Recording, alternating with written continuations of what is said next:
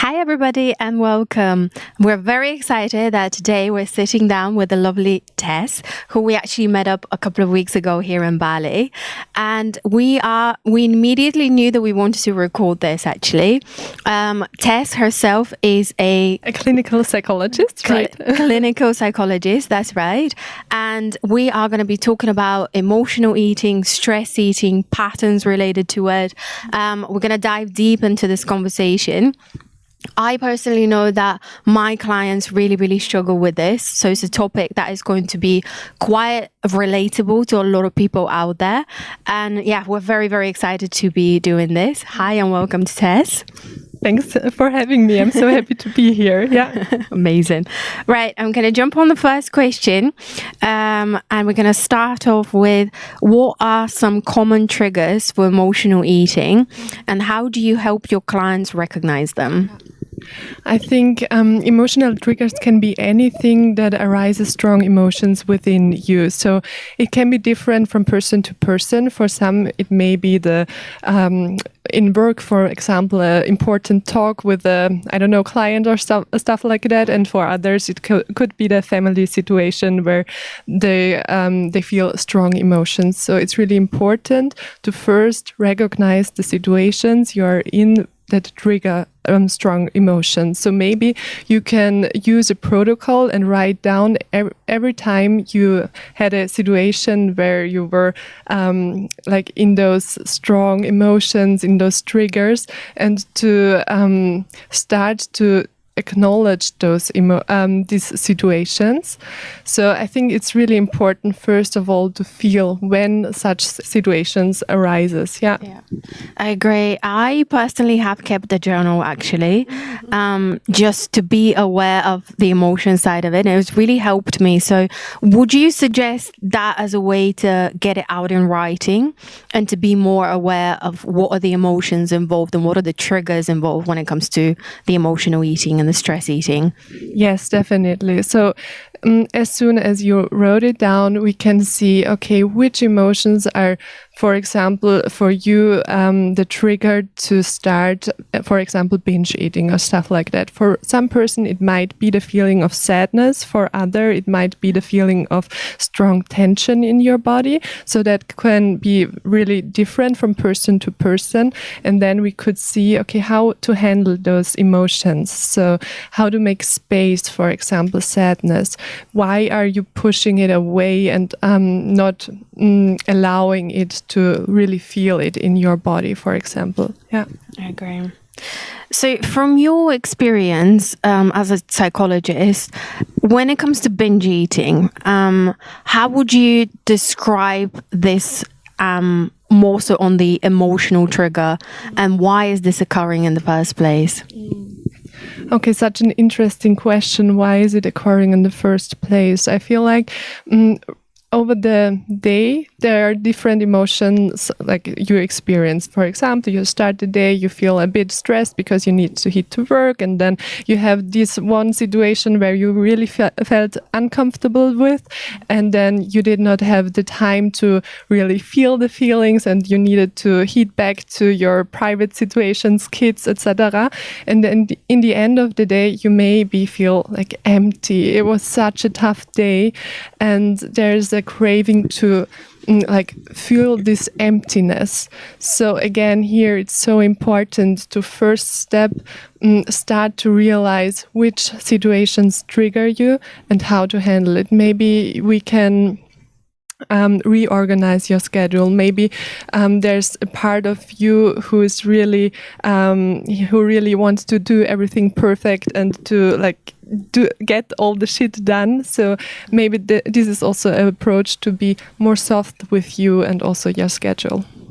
How would you say that emotional eating in particular affects not so much obviously the physical side of it, that we all know how you wake up the next day, you feel awful, you beat yourself up for how much you've binged and how much you've overindulged with certain foods, but how does it more so affect our mental health and well-being? You already said something really important, like how you feel after binge eating, right? So I think the most important feeling that arises after binge eating is so often shame and the feeling of guilt. And this is just a feeling that is so hard, or you're so hard with yourself most of the time after binge eating. So I feel it's really important to change the way of self-talk you're doing with yourself. So even though you did binge eating or stuff like that, even though you handled the situation not the way you wanted to, you could start talking to you like a small child, like, okay, it's okay, you're going through a tough situation and you really, really did your best and tried to do your best. So not to put yourself down because of it, in order to change it maybe for the next time. Would you say that often binge eating is actually involved with another very strong feeling that we're avoiding? And this is our way of coping with the emotions that we cannot handle in the first place? 100%. Yeah, I really feel that it's a behavior to get out of another feeling. So it's so important to learn how to feel, actually. Yeah, and we in our society so often are feeling, oh, that's uncomfortable. Let's go to social media, for example. And let's go to food. It's just another way of, oh, I don't want to feel that. This is so uncomfortable. And I'm totally with you. Emotions can be so damn hard, right? So the feeling of shame, the feeling of strong sadness, the feeling of anger, those can be all such strong emotions that are just not nice to feel. But what I like with those emotions is to place them in a sentence, like, even though I feel sadness right now, I love and accept myself the way I am. So this is making space for, okay, even though this feeling is here, it's okay. I am with this feeling. There are some exercise we could do, which is a bit too much for the podcast, but I really like the sentence. Mm-hmm. I completely agree with that. I absolutely love that. Would you say that binge eating has a lot to do with self-sabotaging in a way? That's an interesting question, because of course it's a way of self-sabotage. I think it's important to first find a definition for self-sabotage. What do you exactly mean with self-sabotage? Let's say you've had a client will come to me and say, I've had a perfect day. I've done everything on my to-do list. I have prioritized work and I have done really, really well during the day. And now I feel like there's certain emotions that are rising that I don't know how to deal with. I sit down in front of the TV and it's Netflix time. And this is where I decide, do you know what? I've had a really good day so far. But deep down, you have this feeling of I'm not perfect enough, or I'm going to sit down now and kind of undo all my hard work in a way by sitting down, binging, going through the pack of crisps, then picking up something else, going through the cupboard, and then having that feeling of fullness and comfort in a way. But then obviously after that, it comes the guilt, it comes the horrible feeling, and etc. So interesting, as you said. Okay, you have the part which is super satisfied by the day because you did so much good and so much well, and then you have the part who is still craving for food. So I would not really use the term self-sabotage. I would rather talk in different parts of your character. So you have the part who wants everything perfect and stuff like that, and you have the part who is craving something more, who does not feel satisfied yet. And now you said something, there's the part maybe who feels like not good enough. So it's so important to put the light on this part. Okay, where did this part arises? So where does it come from? Maybe there are like so many situations in the childhood where you had the feeling, okay, you always need to overperform to be seen, to feel loved and stuff like that. So it's really important to work with this part and send so much love to this part, actually. Yeah, I agree, which kind of correlates with the next question that I have. So let's move on to the guilt, right? We're all very aware of that feeling. You feel guilt, you feel ashamed. More often than not, binge eating and emotional eating happens when you are alone at home. You don't want it to be seen, and you almost feel like you're doing it in secret, right? So when that happens, how do we deal with the guilt?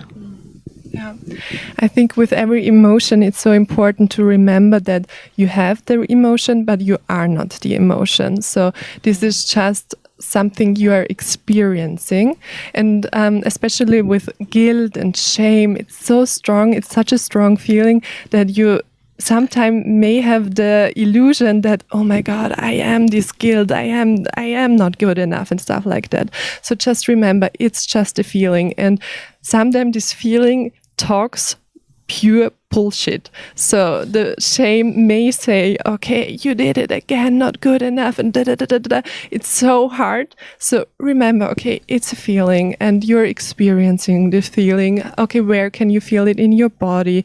Is it maybe in the stomach, or is it maybe more in the head and stuff like that? If it would be a color, which color would it be? So it's really important to distance yourself somehow from the feeling so you can feel it and not be it. Yeah. Almost differentiate yourself from, exactly, this is the feeling, this is how I'm feeling, rather than I am this sort of emotion and feeling. Yeah, I agree. It's really interesting. So let's touch a little bit more on the physical hunger and emotional eating. What would you say will be the biggest difference, and how do we differentiate it? Yeah, again, such a good question.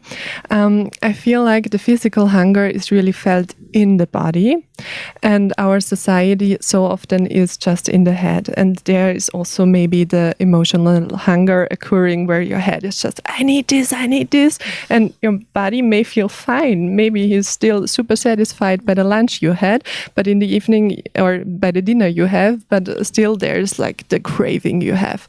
So again, also here, I think it's so important to reconnect with your body, even during the day. So often we tend to work a lot and totally forgot that our body also needs a break or something like that, because the head says, no, push through it or something.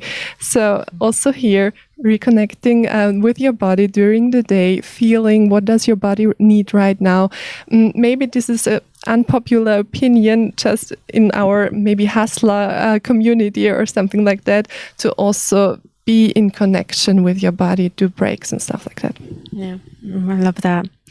So when stress or overwhelming emotions hit, right, how do we stop ourselves in that moment? Okay, so there's a strong situation, like really a tough situation, and how can you go out of the situation not starting to binge eat, right? Yeah. For anyone watching right now, it would be good to have some kind of strategies almost to relate to that when that happens. Yeah. So in really strong situation, you want to have more strategy, not just like one, not just, okay, breathe through the situation, but maybe we can find like more things you can do. So first thing is always to realize, okay, you are in the situation and the situation is really affecting you and the emotions you feel. So first you realize it. Then you take like a break, maybe go to toilet, just go out of the situation and stuff like that, or take yourself for a walk. Yeah, exactly. Good. Take a deep breath in, take a deep breath out, realize, where do I feel all these feelings right now in my body again, bringing awareness in your body, bringing awareness of where does your feet stand right now, so reconnecting, also grounding. And then you can find, okay, if it's a very, very strong emotion, maybe cold water helps. Wash your face, go and take it's obviously not always possible, a super cold shower or something like that, or as you said, go for a walk or go for a run. So everything that brings a new movement into your body is really welcome here. Also work again with the sentence, maybe, okay, even though I experience all those strong emotions right now, I love and accept myself the way I am. There's a super good tapping method that we could like share maybe another time and stuff like that. So it's important to find more things that you can do in a row to neutralize your body. Yeah.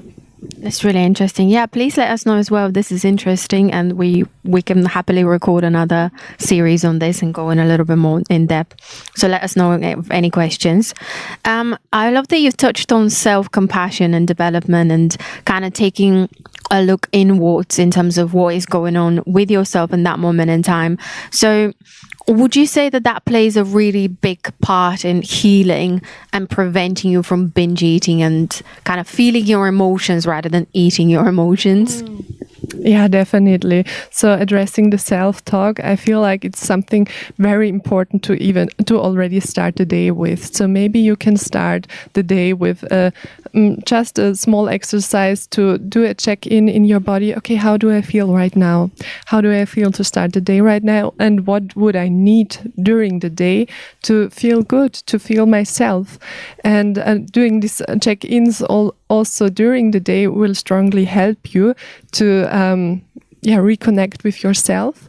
And maybe I feel like everyone is pretty good with seeing what you can do better and stuff like that. So it's also important to improve the other self-talk where you already see what are you doing well, what did you achieve and stuff. So okay, we need this part of yourself who is always wanting to do better, but also we strongly need the other part who already sees what he's doing well or what she is doing well. Yeah, I agree. I had a conversation with a client of mine earlier this week, and it was we were talking about the fact that they suffer with ADHD, which is very, very common nowadays. And they spoke about the fact that there's so many different things that they want to be doing. They're so hard on themselves in terms of how much they want to get the work done to almost perfectionist kind of level. And how difficult it is to actually be grateful for things and to find the time to be appreciative of where they are. And obviously they live in Bali, so it's beautiful scenes and amazing time that they're having, that they should be having in theory, but they're not actually enjoying themselves. So what would you kind of advise if someone is going through that? Yeah. When you were talking, I craved the feeling of slow down. So when people are in such a mode of, okay, doing everything perfect and stuff, it's somehow impossible to see what's already beautiful if you're always in the mood of duck, one after another. So maybe it could be a solution to take a day off or just to plan certain hours during the day where it's time to slow down a bit. And this does not mean that you can't go like super strong and super good, but I think balance is key here. So finding the times where you work and hustle and do all that stuff, and then find a way to find balance again and slow down and realize, the birds are singing, I see the sea, I see the ocean. Wow, how beautiful is that? I brought myself into this situation. I'm really proud of myself. Yeah. 3 things that you're grateful for during the day could be a really good way to just stop and restart. I spoke with another friend of mine here, and they said that they can't stop smiling during the day. Ever since they've arrived in Bali, they just have that immediate gratitude towards everything, and they catch themselves, so they will be on a bike, let's say, from destination A to B, and they will just smile randomly just because of how grateful they are. And I think that's something really beautiful about taking the time to write down a couple of things that you're grateful for, even mentally just list them through the day in terms of what do you think is going well, what are you actually grateful for, and there's always things to find that you're grateful for. So I love that. Yeah, that's beautiful. And even though if you are not in Bali, in your situation, there you will find something beautiful. I'm super sure. Absolutely, yeah. There's always your family, your friends, your surroundings, your health, and so much more to be grateful for. How important would you say is to actually build a really good supportive system around you when you are going through emotional eating, emotional stress, to kind of seek help, especially if you feel ashamed of yourself? I feel like a supportive system is so important in any way you are going through. So it might be that you are longing for more fitness. So I feel like it's so amazing also the work Daisy does. And with emotions, I feel like it's also super important to have someone on your side to talk to learn how to handle those emotions. And because we are human beings who need to learn those things, and if we did not learn it maybe in the past, it's super important to learn it now. And what better way with a supportive system, and also to talk about everything that's going on within you, within your mind, within your body. So we as human beings, as I said, we are social. We need others to grow, definitely. I agree, and I can relate it to the fitness side of it. So when you do try to go through any change as well, it is so much easier to do it with a community of people, even if it's signing up to fitness classes, even if it is just having that sense of belonging, which you are right in saying we're all human. We need that in our lives. More often than not, people tend to isolate themselves when they're going through something difficult, and they think that they have to have that alone time. But in reality, it's exactly when you need to be pushing yourself to actually be making an effort to be around people, because energy, attracts energy, and then you feel so much better when you are surrounded by like-minded people. So I think it's really important.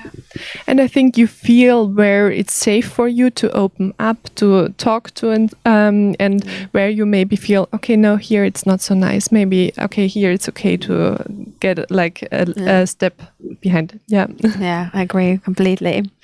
What would you say is one small manageable change that someone could make today if they struggle with binge eating, but they feel too kind of overwhelmed to tackle it all at once? As I already said, I feel like it's to really start feeling already in the beginning of the day. How do I feel? How does my body feel? To maybe find small routines that serves you. May it be the walk in the forest, or maybe a small yoga sequence or something to reconnect with your body. So this is something really important, I think, and also to start the positive self-talk, which is more like your inner cheerleader saying, okay, you did that well. Wow, you're doing amazing. So I feel it's so amazing when we can be proud of us, and we don't need to achieve in order to be proud of us. We can already be proud of us just because we survived. We all are going through tough times sometimes, so you can just be proud of yourself the way you are right now. Yeah, I agree with that. I always say to my clients as well is talk to yourself the way that you'd talk to a good friend of yours. You wouldn't say bad things to that friend. You wouldn't call them names, more, etc. So be that friend for yourself. We all need it, and sometimes we don't necessarily get it from family or friends. So it's good to always push yourself to find the right supportive system. As you said, sometimes you walk in somewhere and you feel that the energy is not right for you to open up and talk about certain things. So yeah, I think this is even more of a reason for people to close themselves off in their shell, go back home, and go through these series of binge eating, emotional eating, and kind of try to cope with that in this way rather than to actually address what is happening. So the next question that I had, so there's often a connection between emotional eating and dieting. So I wanted to touch a little bit more on the restrictive diets and how they can lead to binge eating, and to kind of talk about an approach when it comes to food and balance, and around that. So with diet and emotional eating, the biggest difference is when you are on a restrictive diet, right? And I'm sure that you can relate to this as well. When you're on a restrictive diet, you feel like it's the all or nothing mentality where you think I have to be perfect, and this can relate to everything that you do during the day. But it also can lead to binge eating because you feel like, as we've already spoken about it, you feel like you're perfect and everything's going really well, and you kind of almost act out in a way where you feel like I'm going to do this because, you know, everything's been really, really good. Or you've been on a really restrictive diet where you feel like you're not getting enough food, so you need to reach out and kind of binge eat to get that. Have you personally had experience with this yourself? Definitely. When I was like in my teenager years, I strongly did dieting and stuff like that. So now I'm more focused on what is healthy for my body. Back then I would be more what does me make slim. So I think I already shared a keyword, which is really important here, to focus what is healthy for myself. And in diet culture, you always focus on what should I not eat in order to be, for example, slim. And here, when you focus on what makes you healthy, you focus on the vegetables, the fruits, everything that serves you. So it's way easier with this approach because we all know this experiment. Don't think about a pink elephant. Everyone will have a pink elephant in your mind. So I love that. Yeah. So don't eat the chocolate. Also, okay, everyone has the chocolate in their mind. So what serves you? Yeah, here again, what serves you? Which vegetables come up in your mind? Which fruits come up in your mind? Which proteins and stuff like that? So this is, I think, a really healthier approach. And to set intentions is also very good for yourself, because if you set the intention, okay, I want to eat the way that makes me healthy, is already the first step. Yeah, I agree. And healthy can look different to everyone, right? An example came to mind. So when in Japan, little kids are asked, what is your favorite thing to eat? They say fruit or vegetable. And a lot of society, Western society, couldn't believe that that's their answer. And the reason being is because they don't label food as good or bad. They don't have the same mentality that we do, that even when we look at shops in most places, right, there isn't a lot of healthy options there. And I think we've overcomplicated it a little bit. It's so simple in terms of the fruit, the veggies, and I think it's really important as well. Ask yourself what actually makes you feel good, because we know that when you're on a diet and when you have that cheat meal, it normally makes you feel a little bit worse the next day. And it's the same with the emotional eating, the binge eating. So you immediately feel the guilt. You feel awful the next day. You feel bloated. You have that shame of, well, what have I done? I've just undone all the good, progress and hard work that I've been putting in. So it's just having a little look and a little talk with yourself, almost, to be thinking, okay, what is it that I want to be doing to make me feel good, and to actually be a sustainable thing moving forward. I think that's really, really important. Yeah, definitely. I totally agree. I like the approach not to label food as good or bad. Yeah. So how do you maintain your relationship with food now? You've talked about being a teenager, going through the different emotions and etc. Would you say that now you've truly 100% overcome emotional eating? I don't think so. No. I think it's maybe even impossible to 100% do something, but I feel like it's way, way, way, way, way better. So back then, when I was a teenager, I was more focused on dieting. Then there came the period in my life where I was working so much. I was working in a clinic. I was doing my postgraduate education to be a clinical psychologist. I was writing books. There was so many to-dos on my list. So I often experienced tension within my body. And after a long day, I had also this emotional eating in order to deal with the tension. And now I feel there's a strong shift in my working schedule. So I'm way softer with work. I work less. I am way more positive in my self-talk. So there are lots of things that is like more loving with myself, I would say. So I don't really feel that I'm eating out of like emotions, like binge eating or stuff like that. But still, I feel like from time to time, it's something nice to eat, like in order to treat yourself. Or so I would not say I'm 100% not eating out of emotions, but it's definitely 100% better. Yeah.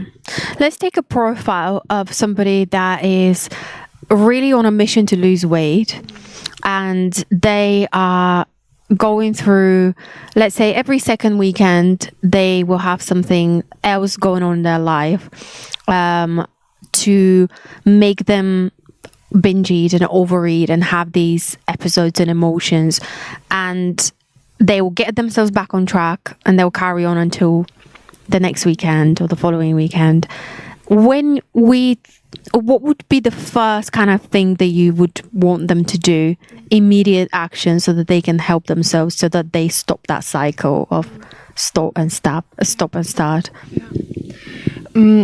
Even though their mind would be like really focused on the eating style, the binge eating, I would say, okay, let's step back and don't focus on the eating, focus on how you feel and which patterns are behind during the day, and let's focus more on your health. And I had a similar situation with a client where we first addressed all the feelings she had during the day and all the patterns also from childhood, and then after it she was like, okay, I'm not doing binge eating anymore. So we did not even talk so much about eating. We did talk way more about all the patterns are within her. So it may be better not to focus on the symptom. It may be better to focus on the root.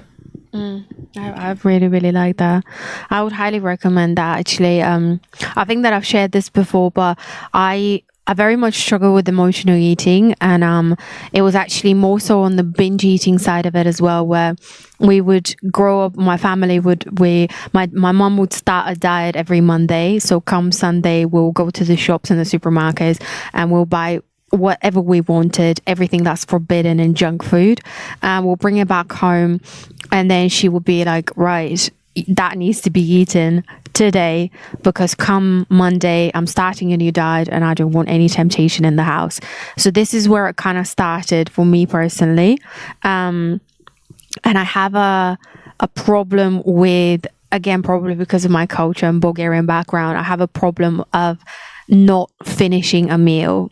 So regardless of how big the meal is in front of me, I would feel kind of almost obligated to finish the whole plate, because in our culture it feels like you're not meant to leave anything on your plate, right? First off, it's not really polite especially if someone's cooked and made that for you, but then it's also that mentality of like, this needs to be eaten.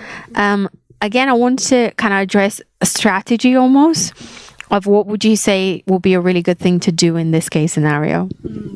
It's already amazing that you know where it is coming from, and that you already know, okay, it does not matter the size, you're always finishing it.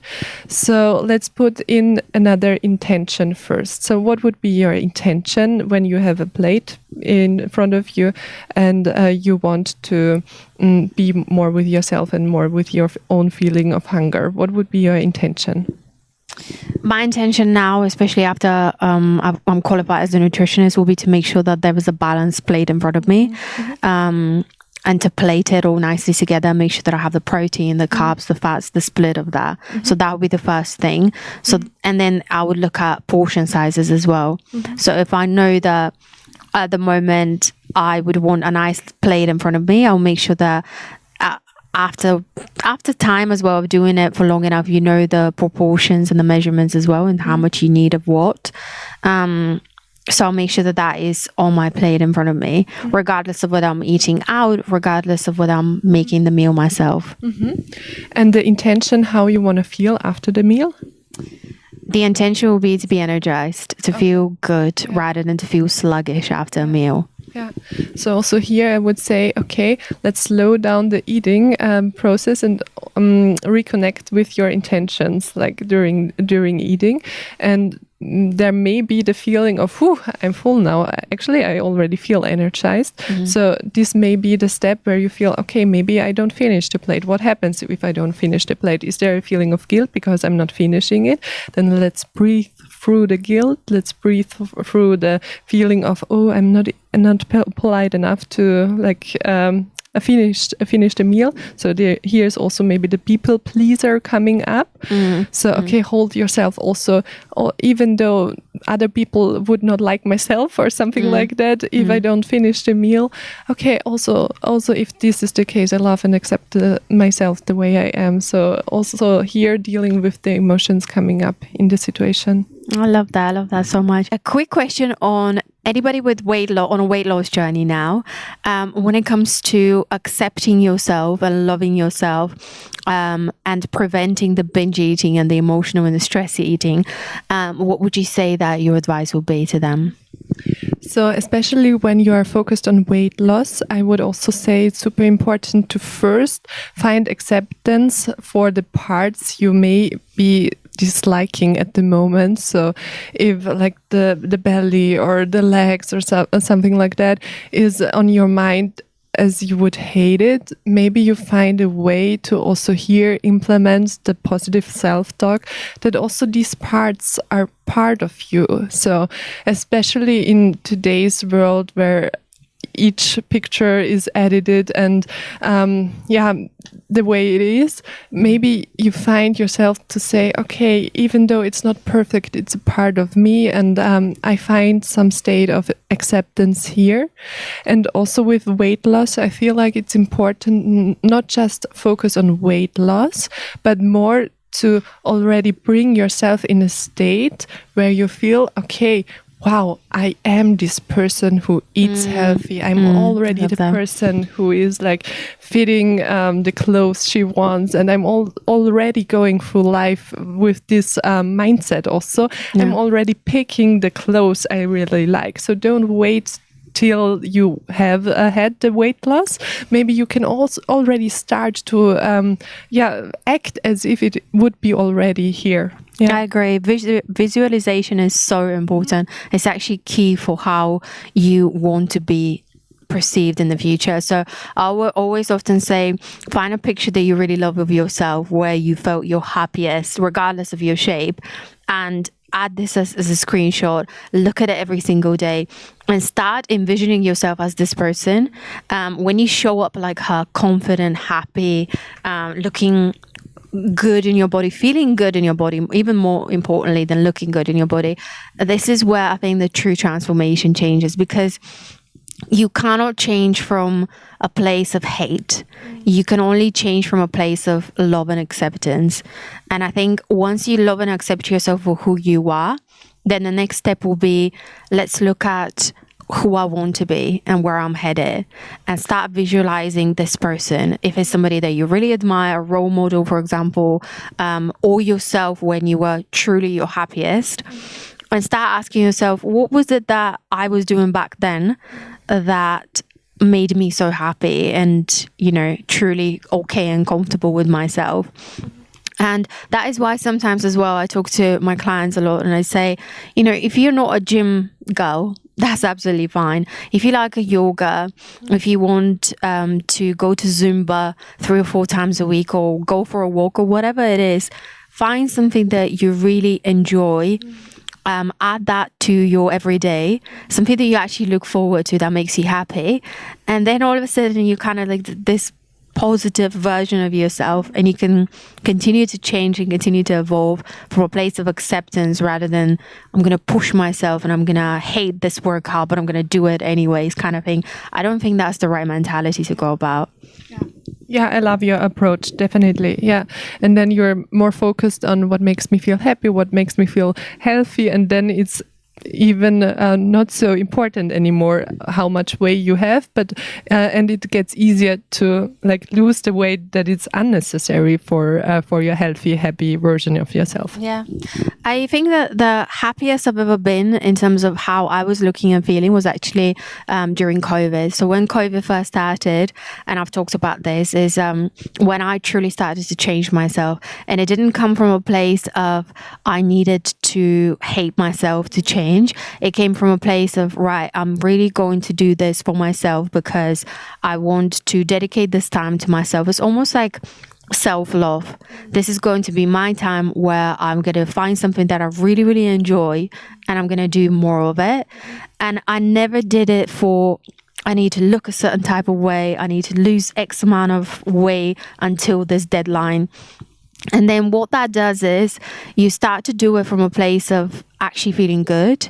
The more you do it over time, I advise this with my clients as well, 6 to 8 weeks where you start to notice certain changes in your body. And this gives you even more of a boost of like, right, this is exciting, I can do this now. And yeah, it gets you on this journey of accepting yourself, loving yourself, and then going through the changes of almost step by step actually transforming and changing yourself into somebody totally new. Yeah. Thanks for sharing. Yeah. Well, these are all the questions that I had. Yeah, thank you so much for this. Really appreciate it. Let us know as well if you've enjoyed this. Drop us a comment below. We would love to sit down and record this again actually for you. But yeah, thank you so much for doing this. Thank you so much. It was really fun. Thanks.